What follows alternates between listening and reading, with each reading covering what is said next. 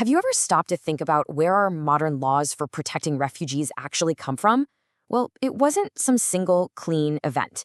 It was really a long and often difficult story of crisis, compassion, and the world slowly, painfully figuring out how to respond to human suffering on a global scale. Okay, let's dive into this and see how the system we have today was really forged in fire. And right from the very beginning, this has been the central struggle. It's this fundamental push and pull that has shaped every single law we're about to talk about. On one hand, you have a nation's right to control its borders. On the other, you have this moral duty to help people who are in desperate, life-threatening need. This conflict, honestly, it's the engine of the entire story. The idea of seeking refuge, of finding a safe haven, that's as old as human civilization itself. But the laws that govern it, they are surprisingly recent. And to really get why, we have to look at this massive shift in how the world even thinks about borders, and of course the people who need to cross them. Even the word we use, refugee, has a very specific starting point. It actually comes from the French réfugié. This term was first coined for the Huguenots, that is, Protestants who were forced to flee intense religious persecution in France way back in the late 17th century. It was one of the first times a specific name was needed for a specific group of people forced out of their own homes. What's so wild about this is the complete 180 in thinking it shows. For centuries, you had this idea of universalism, where borders were, well, pretty porous. Offering someone asylum was seen as a moral, even a religious duty. But then, with the rise of the modern nation-state, everything flipped on its head. National sovereignty became the #1 priority. Borders became these hard lines of control, and immigration turned into something you manage for your own country's benefit, not as some kind of humanitarian calling. So this new world, with its hard borders and national self-interest, was about to get hit with a problem it just could not handle alone. The massive refugee crises of the early 20th century would force the world to try something totally new, actually working together. After World War I, the map of Europe was just chaos. Events like the Russian Revolution created these enormous waves of people with absolutely nowhere to go. And suddenly, this wasn't a problem one country could solve by itself anymore. The sheer numbers of displaced people made it crystal clear that a new international approach was desperately, desperately needed. And this led to some truly incredible breakthroughs under the old League of Nations. In 1921, they appointed the first ever High Commissioner for Refugees.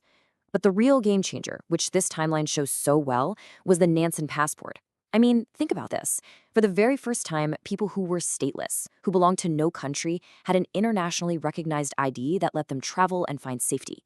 It was a revolutionary idea. But here's the thing. As important as these steps were, they had some major weaknesses. These laws were created for specific groups, like Russians or Armenians, not for refugees in general. They were sort of band-aid solutions, temporary, and they just didn't have any real legal teeth. The League of Nations itself didn't have much power to force countries to do anything. And this fragile system, it was about to be tested by a crisis far bigger than anyone could have possibly imagined. World War II and its aftermath created a humanitarian disaster on a scale that was just unprecedented.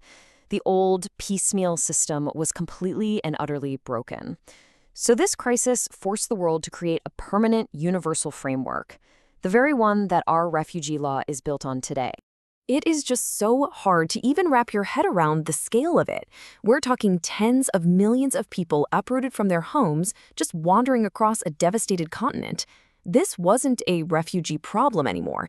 It was a fundamental question of human survival, and it demanded a permanent, powerful response. So, the crucial takeaway here is this. The 1951 Refugee Convention gave us the first universal legal definition of a refugee.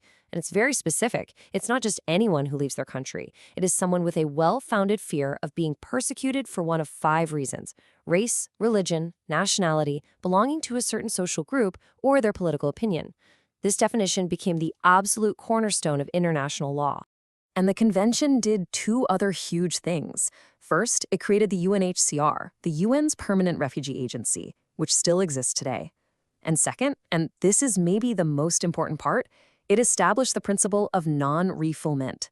This is basically a guarantee that a person seeking asylum cannot be sent back to a country where they would be in danger.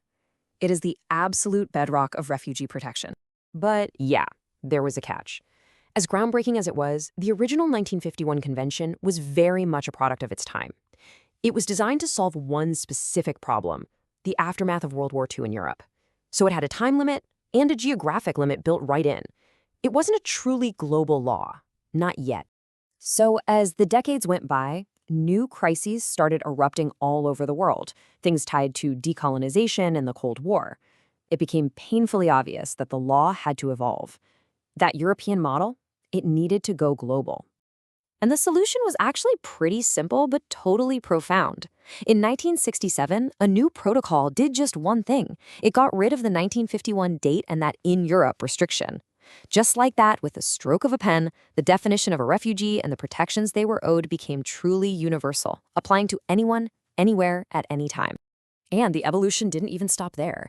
What this slide shows is how different parts of the world adapted the law to fit their own unique realities. So in Africa and Latin America, crises were often caused by widespread war or total civil collapse, not just that one-on-one individual persecution. So their regional agreements expanded the definition to include people fleeing things like generalized violence or foreign occupation, things the original writers just hadn't considered. Which, of course, brings us to today. That same legal framework, built in the 20th century, is now facing a whole new set of 21st century challenges that are straining it to its absolute limits. Today's challenges are just so much more complex. We still have mass displacement from war, but now we also have what are called mixed migration flows. This is where people are fleeing a combination of violence, extreme poverty, and instability all at once, which makes it really hard to fit them neatly into that 1951 definition. And then you've got the huge growing challenge of climate change, which is creating climate refugees who aren't explicitly covered by the law at all. And all of this is happening while many nations are adopting more restrictive policies, and the world struggles to figure out how to share this responsibility fairly. It brings us right back to that original tension, doesn't it? National sovereignty versus our humanitarian imperative. At the end of the day, the sources we've looked at suggest the way forward is to reframe this entire conversation. Instead of seeing refugee protection as some kind of burden to be shifted around, we can see it as a shared responsibility, a fundamental part of creating a more just and, frankly, a more stable world for every single one of us. And so that leaves us with this one critical question. We have a system of laws that was forged in the crises of the 20th century.